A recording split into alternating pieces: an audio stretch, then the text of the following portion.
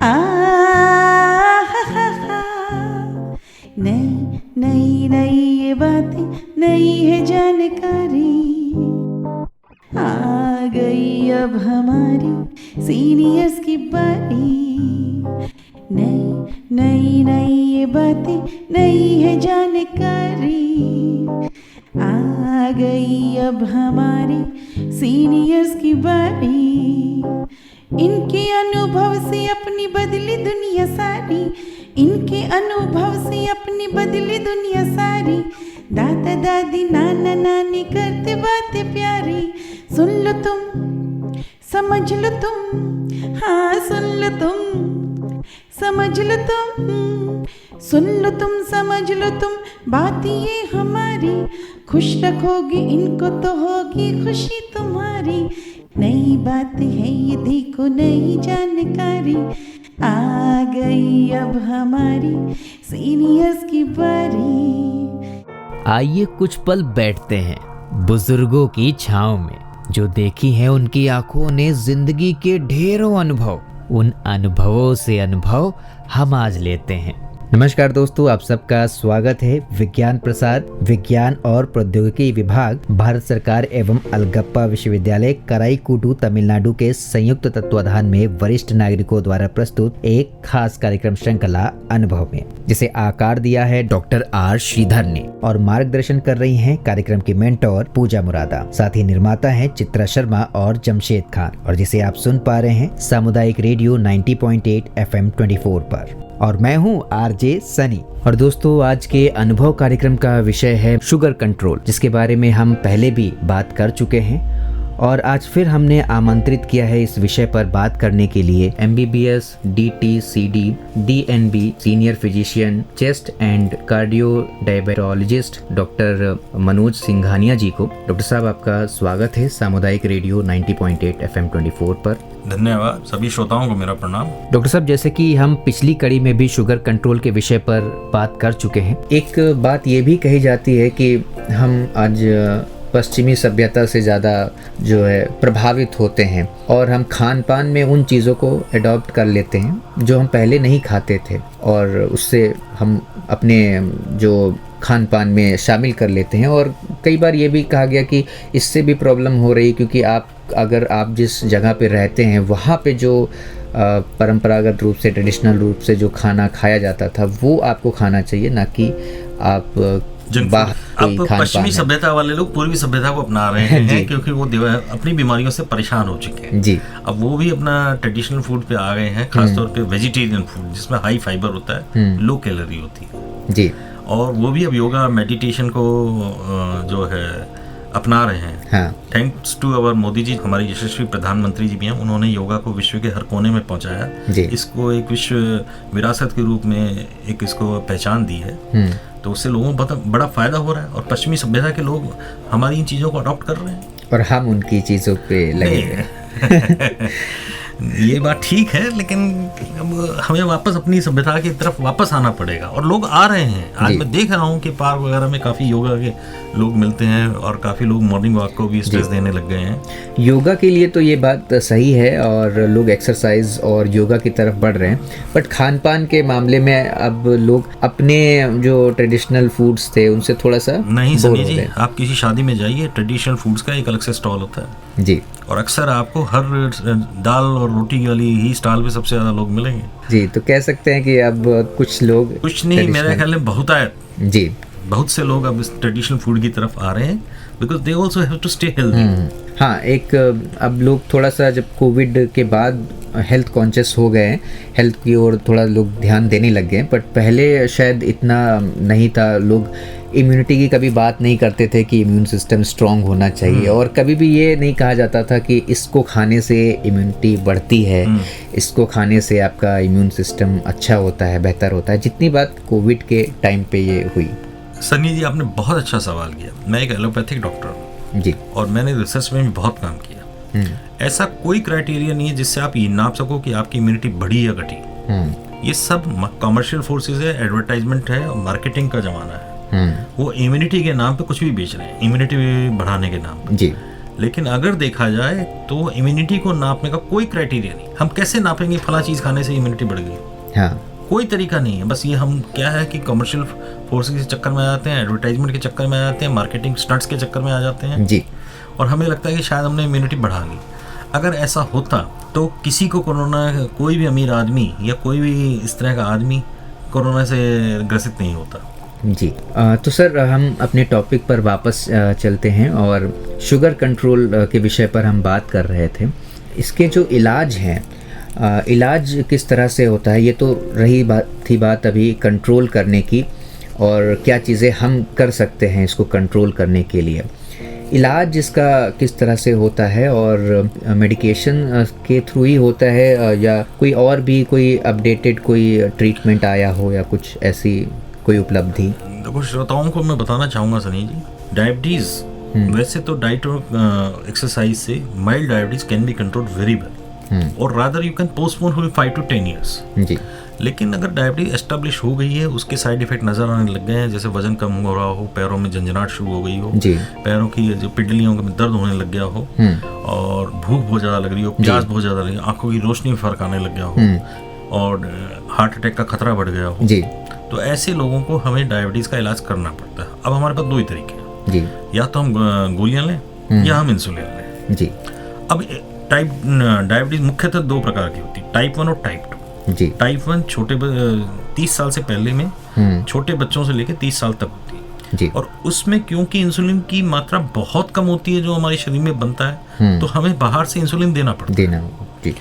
अब होती है टाइप 2 जो 40 साल के बाद होती है, हल्की होती है, तो वो डायबिटीज़ हम गोलियों से मैनेज कर सकते हैं अगले 20 से 30 सालों तक जी। तो ऐसे पेशेंट को यूजुअली इंसुलिन की जरूरत नहीं पड़ती पूरे जीवन। 40 के बाद शुरू हुआ 20-30 साल हम आराम से उनको बगैर इंसुलिन के मैनेज कर सकते हैं जी। तो 70 के आसपास तक वो बगैर दवाई के, बगैर इंसुलिन के गोलियों के सहारे वो अपनी शुगर को कंट्रोल रख सकते हैं। गोलियां लेना बहुत ज़रूरी है, डायबिटीज़ को कंट्रोल करना बहुत ज़रूरी है, क्योंकि डायबिटीज़ अगर अनकंट्रोल रही तो 8 या 10 सालों में हमारे गुर्दे खराब कर देती है, आंखों के पर्दे की रोशनी खत्म कर देती है, हार्ट अटैक और लकवे के खतरे को बढ़ा देती है, पैरों को सुन्न कर देती है, हाथों की उंगलियों को सुन्न कर देती है, और हमारे पैरों में खून के प्रवाह को रोक देने की वजह से गैंग्रीन होने लग जाती है। कई बार डायबिटीज में अंगूठे काटने पड़ जाते हैं पैरों के, और कई बार पैर भी काटने पड़ते हैं, एम्पुटेशन करनी पड़ती है। ये भी शिकायत आती है कि पेशेंट को फील नहीं हो रहा है, उसके कंकड़ अगर पैर में लगा वो सुन्न, और वहीं से इन्फेक्शन चालू होती है और वो बढ़ती ही चली जाती है, क्योंकि पेशेंट को पेन हो नहीं रहा, वो भी उसको इग्नोर करते हैं, और वो इन्फेक्शन इतनी बढ़ जाती है कि हड्डियों तक पहुंच जाती है, और ऐसी परिस्थिति में हम अंगूठा या पैर का एक हिस्सा काटना पड़ता है जी। तो इसके ये डायबिटीज़ की कॉम्प्लिकेशंस हैं, अगर इनको आप कंट्रोल नहीं करते हैं तो आगे इस तरह से ये परेशानियां हो सकती हैं। कई बार लोग जो होते हैं वो ज़्यादा लंबी दवाइयों से कतराते हैं कि अब इतने टाइम तक हम कब तक दवाई खाते रहें, कब तक दवाई पर चलें, उनको क्या कहेंगे आप? देखो, ऐसा है, उनका मानना भी ठीक है, लेकिन कुछ चीज़ें हमारी उम्र के साथ ज़रूरत बन जाती है। जैसे आप और मैं चश्मा लगाते हैं, क्या हम पूरे जीवन नहीं लगाएंगे? जी, लगाना पड़ेगा, लगाना ही, ये हमारी ज़रूरत है। ऐसे ही डायबिटीज़ लोगों को दवाइयाँ उनकी ज़रूरत है, उनको आदत ना करें। देखो, एक छोटा सा मैं इस पे रोशनी डालना चाहूँगा। आदत क्या है जो हमें नुकसान ज़्यादा करे, हाँ, और ज़रूरत क्या है जो हमें फ़ायदा ज़्यादा करे। आज हमें मोबाइल की भी ज़रूरत है, बिजली की भी ज़रूरत है, हमें कार की भी ज़रूरत है, जैसे आपको और मुझे चश्मे की ज़रूरत है। ऐसे ही ये डायबिटिक लोगों को अपनी शुगर कंट्रोल करना ज़्यादा फायदेमंद है, और इसको खुशी से दवाइयों को एक्सेप्ट करना चाहिए कि हाँ, दवाइयाँ खा रहे हैं तो हम उसकी वजह से लंबा जिएंगे, हमारे को हार्ट अटैक नहीं होगा, हमारी आंखों की रोशनी जाएगी, हमारे पैर स्वस्थ रहेंगे, हमें पैरों में सुन्नपन नहीं होगा, हमारे को लकवे और हार्ट अटैक का खतरा बहुत कम होगा, बीपी की शिकायत नहीं होगी, हमारे गुर्दे सही चलते रहेंगे, और है हम लंबी हेल्दी जिंदगी जिएंगे। डायबिटीज की गोली लें तो उसको खुशी से एक्सेप्ट करें जी, जैसे चश्मे को हमने एक्सेप्ट किया है। और कई बार ऐसा होता है कि जो डायबिटिक पेशेंट होते हैं, अचानक से कभी उनको एक दौरे सा कुछ होता है कि कहीं पे वो गिर गए, या कहीं अचानक से कोई उनको फिजिकली कुछ ऐसी प्रॉब्लम्स होती हैं। कई बार ऐसा देखा गया है कि कॉम्प्लिकेशंस आ जाती हैं। किस तरह की हिदायत लेकर के चलें कि ये चीज़ें ना हो? बहुत अच्छा सवाल किया। देखिए, ऐसा होता है, डायबिटीज में एक सबसे बड़ी कॉम्प्लिकेशन है अचानक शुगर का कम जी। अब ये कब होगा? आपने गोली या इंसुलिन ले ली पर खाना नहीं खाया, हाँ, गोली ले ली 10 लग गए, गोली ले ली उल्टी हो गई जी, तो गोली तो अपना असर दिखाएगी, गोली तो ब्लड में आ चुकी है। हाँ। आधे पौन घंटे में हमारी गोली ब्लड में आ जाती है जी। उसके बाद किसी को 10 लग गए, उल्टी लग गई, या किसी ने गोली ले ली, व्रत का दिन था, हाँ, अब गोली तो अपना असर दिखाएगी। उसको कहते हैं हाइपोग्लाइसीमिया। जी। हाइपोग्लाइसीमिया के दिल की धड़कनें तेज होने लग जाती है, हाँ। पसीना आने लग जाता है, और ऐसे लोग अगर बहुत ज्यादा शुगर डाउन हो जाए तो अनकॉन्शियस भी हो जाते हैं, गिर भी सकते। तो ऐसे लोगों को अपने घर में एक ग्लूकोमीटर हमेशा पास रखना चाहिए, और ऐसी परिस्थितियों में सबसे पहले शुगर चेक करनी चाहिए जी। अगर ग्लूकोमीटर में ये लो दिखा रहा हो या 70 से नीचे आ गई हो जी, तो बगैर कुछ सोचे कुछ मीठा खाना है, जो भी अवेलेबल हो जाए, चाहे वो चीनी हो, चाहे लिम्का हो, चाहे शरबत हो, चाहे गुड़ हो, चाहे बिस्किट्स हो, या अन्य कोई मीठी चीज, केला भी हो वो भी चलेगा, कोई जूस मिल जाए वो भी, कुछ भी चलेगा, क्योंकि हमारा उद्देश्य ये है कि हम सबसे पहले शुगर को कंट्रोल करें। अगर ग्लूकोमीटर भी नहीं है और एक डायबिटिक पेशेंट इस तरह की परिस्थिति में आता है, दिल धड़कने लग गया और पसीना आने लग गया, तो सबसे पहले उसको कुछ मीठा खिला दी। शुगर, बढ़ी हुई शुगर को बाद में देख लें, पहले शुगर को जो लो आ गई है उसको कंट्रोल करना बहुत जरूरी जी। अगर मान लीजिए आसपास कुछ मीठा नहीं मिलता है तो कोई भी नॉर्मल फूड कुछ भी खा सकते हैं, जो मिल जाए जी। तो दोस्तों इस बात का आपको खासा ध्यान रखना चाहिए, और जो शुगर पेशेंट हैं और इस तरह की जो जानकारियां हैं उनके आसपास के जो फैमिली मेंबर्स हैं उनके साथ भी साझा करनी चाहिए, क्योंकि अचानक से जब इस तरीके की चीज़ें होती हैं तो कई बार पेशेंट को नहीं पता होता है कि क्या करना है उसे, तो फैमिली मेंबर उसके लिए कर सकता है अगर उसे ध्यान रहेगा। क्योंकि नॉर्मल चीज़ें हैं, हम जब अचानक से किसी प्रॉब्लम में आते हैं तो उस टाइम हमें ध्यान नहीं रहता कि हमें इस टाइम करना क्या है, तो ये चीज़ें ध्यान में रख सकते हैं। और जो डायबिटिक पेशेंट हैं उनके बिहेवियर में भी कुछ चेंज आने के भी कुछ इस तरह के सिम्टम दिखाई देते हैं कि डायबिटिक पेशेंट को गुस्सा ज़्यादा आता है, या कुछ उनके हार्मोनल कुछ चेंजेस भी होते हैं उसमें। देखिए ऐसा ही, ये सिर्फ डायबिटीज़ भी नहीं बोलता, whoever is suffering from chronic disease, जिसको कोई लंबी बीमारी हो, कोई लंबी दवा खानी पड़ जाए, तो वो अपने आप को कुंठित महसूस करते हैं, दे फील डिप्रेस्ड, हाय क्या हो गया, ऐसी क्या बीमारी है। तो मैं उनको यही कहना चाहूँगा, जैसे जैसे हमारी उम्र बढ़ती है हमारी फिजिकल हेल्थ गिरती ही है, सभी की गिरेगी, बाल भी सफ़ेद होंगे, झुर्रियाँ भी आएंगी, हड्डियाँ भी कमज़ोर होगी, आंखों की रोशनी भी कमज़ोर होगी। तो डायबिटीज़ को उसी तरह लें, एक ज़िंदगी का हिस्सा मान करके उनकी इसको एक ज़िंदगी का हिस्सा मानकर उसकी दवाइयाँ लें और अपने आप को खुश रखने की कोशिश करें, लोगों से इंटरेक्ट करें। कोई हार्मोनल चेंजेस ऐसे कुछ नहीं होते हैं कि आपका मूड स्विंग हो या ये हो? नहीं, डायबिटीज़ का हिस्सा ऐसा डायबिटीज़ से नहीं होते, वो तो सभी को, कोई भी लंबी बीमारी हो सबको डिप्रेशन होती हो जी, चाहे वो गठिया हो, चाहे बीपी हो, चाहे वो कुछ भी हो जी। तो सर वक्त हो चला है फिलहाल विदा लेने का, तो चलते चलते मैं चाहूँगा कि आप श्रोताओं को कोई खास जानकारी या हिदायत जो रख सकते हैं वो अपने शुगर को कंट्रोल करने के लिए, और जिनको अभी शुगर नहीं हुई है तो वो भी अपनी लाइफस्टाइल किस तरह की रखें जिनसे उन्हें कभी इस तरह की प्रॉब्लम फेस ना करनी पड़े। मैं चाहूँगा कि आप बताएं। मैं निष्कर्ष के तौर पे बता देता हूँ, प्रकृति से जुड़िए, जो आपके पेरेंट्स, आपके पूर्वज खाते थे उसको खाने को वापस एंजॉय कीजिए, वापस घर के स्टेपल डाइट में लाइए, जैसे बाजरा, चावल, गेहूँ, अंकुरित खाना जी, और जो आप एक्सरसाइज कीजिए, मेडिटेशन कीजिए, लोगों से इंटरेक्ट कीजिए, प्रकृति का आनंद लीजिए, लाइफस्टाइल को चेंज कीजिए, अपने आप को एक्सरसाइज करके स्वस्थ रखिए। इससे आप डायबिटीज़ से बच सकते हैं, डायबिटीज़ के अन्य मानसिक बीमारियों से भी बच सकते हैं।